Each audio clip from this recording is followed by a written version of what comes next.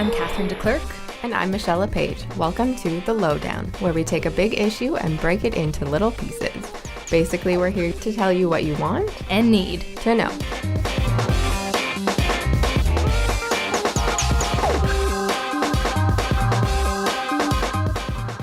Last time we spoke about tuition fees, how they're going to continue to go up, and what effect this could have on students in the future.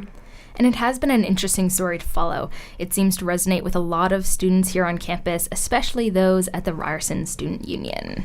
Yes, the RSU sure had a lot to say about government investments last week. While the Ontario government announced its $1.2 million investment into a job networking site, the RSU took the opportunity to get its message across. Ontario pay the highest tuition fees in the entire country, and we're trying to understand that the government needs to really connect students with jobs, which is important, but first they're connecting students with debt.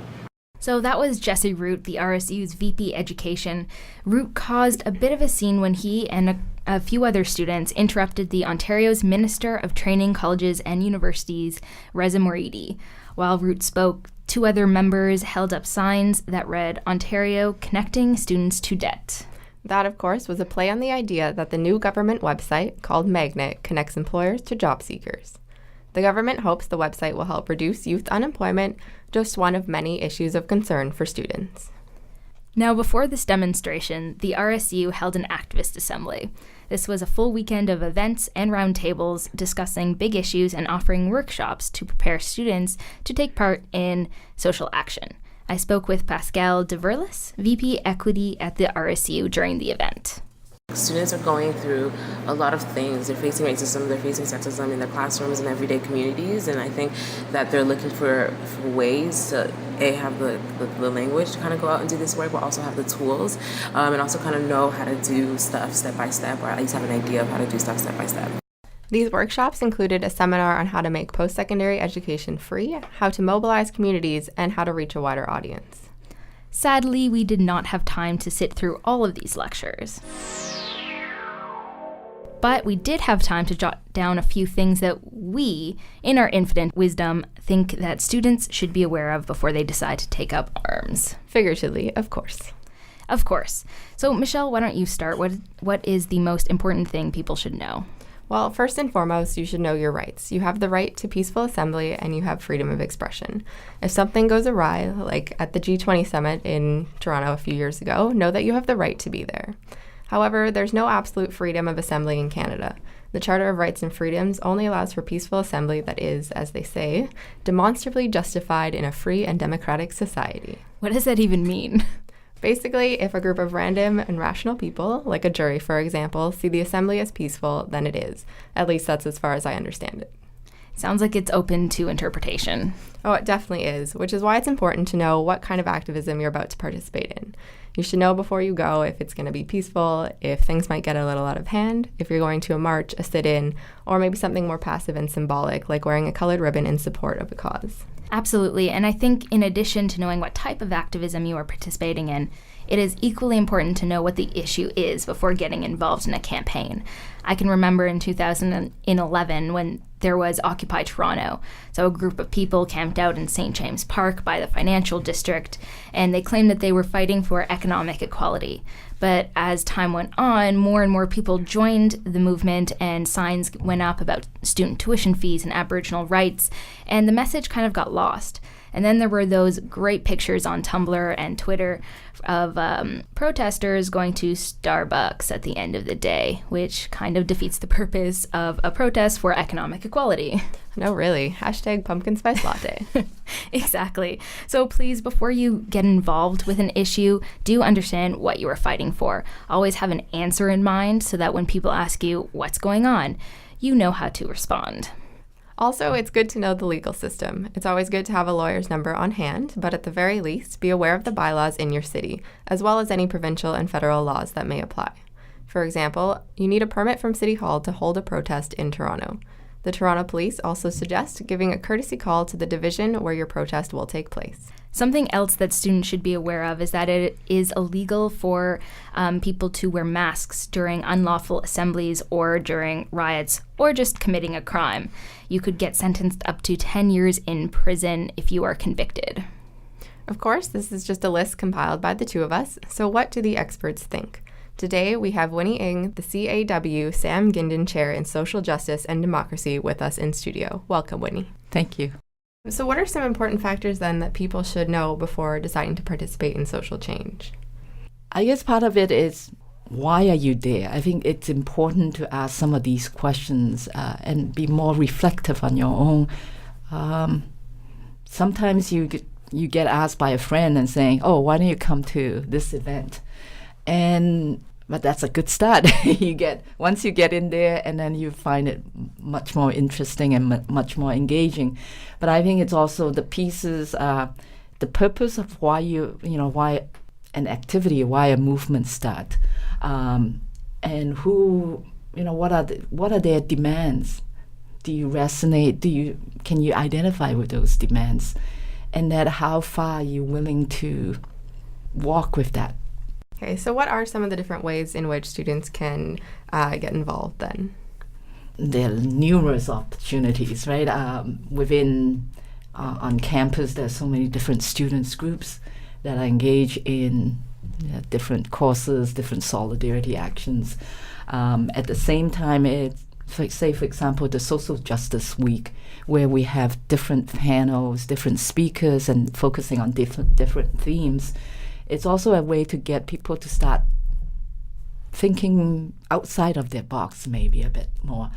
For example, on October 7th, it's the International Day for Decent Work.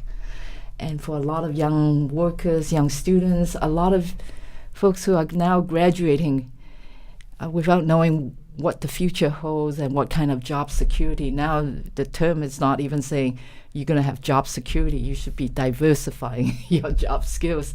And part of what we are trying to inject is, why shouldn't we as students, or as all of you as young people, have the audacity to demand for decent work and decent lives, right? Why should students be graduating, incurring so much debt, and then juggling between part-time and serial contract employment? And so those are part of the pieces that we're saying, if you feel so moved, then the next step is you need to act. And we were talking a little earlier, you attended the demonstration at U of T in support of what's happening in Hong Kong. Yes. And we talked a little bit about demonstrations versus protests and what's happening, overseas. Do you want to just talk a little bit about that? Sure. Yeah, I think yesterday we were in a demonstrations in front of the Hong Kong Economic Development Office, protesting, and it was also extending solidarity for the Hong Kong students who've been out there for over a week, protesting the fake universal suffrage, or the democratic models that they're trying to present in terms of elections. I guess part of this, in terms of how do we define protests, demonstrations, and civil disobedience in those categories, to me, I think peaceful demonstrations has always been the core of most of the mass actions, right? These are, and at times I think when demonstrations get escalated to quote unquote being defined as protests, it's, the demonstrations and protests goes hands in hand in saying we are here for a certain grievance, and how, and we're demanding some resolutions. These are part of that actions, and sometimes the actions are being interpreted differently depending on where you stand, right? For the police, the protest is violating the law and obstructing traffic, or quote unquote any other reasons that they can provide, and so that becomes then get escalated as civil disobedience, right? When a group of students, or even either take on the streets in Hong Kong, or even here in Canada, when 2 years ago when we have Quebec students took on the street, went on strike for 100 days. and create such a mass movement against, protesting against tuition hike that the government has to back down. And these are civil disobedience, peaceful, nonviolent actions that generated results. Now, in both of the examples that you've mentioned, it's a lot of people participating in social action. Yes. And I think last week, the Ryerson Students' Union and a few small people went and interrupted a government press conference and did a demonstration in support of lowering tuition fees. Is that effective in any way, or do you need that mass? I think it's maybe part of this is you need all these. To me, these are creative small actions, right? To make a statement. I think the protest in itself is to create a presence, to make a statement, to quote unquote to embarrass or make some people uncomfortable, right? And no protest is just a nice, let's sit down for a cup of tea type of an event. And I guess these are part of the spark that need to start a larger, massive movement. But it's a reminder to the power be that, the issue has not just slide off the table and things are still happening, right? And one of our last questions is about stereotypes, because sometimes when you participate in social action, you get labeled a certain way or people see you in a certain way. I think the labeling, it happens, right? Sometimes people label union organizers or union activists in workplace as quote-unquote troublemakers, right? Why don't you just take the order and just follow the rules, quote-unquote? But then if you look back on the history, take a look at the civil rights movement. Had it not been Rosa Parks sitting in the front of the bus and refusing to go back to the back of the bus, the apartheid movement, these are pieces that say, yes, we need troublemakers. My position is we need peaceful, nonviolent troublemakers to create some of these cracks for change. And then for more people to start questioning. I think part of it is not just in terms of social movement learning, it's not just those who are participating, but those who are sort of the public, who are not involved and watching what's happening and start questioning, why are so many students out there? What's happening? And then more people come out as a result of the police violence, so on and so forth. So those are pieces that it has implications, and it sort of creates the ripple effect. All right. Well, there you have it. Thanks for joining us, Winnie. Thank Social you. Justice Week will take place at Ryerson from October 6th to 10th. You can find out more at ryerson.ca/socialjustice. And that's it for the Lowdown this week. You've been listening to Katherine DeClerq. I'm Michelle LePage. And this is us signing off.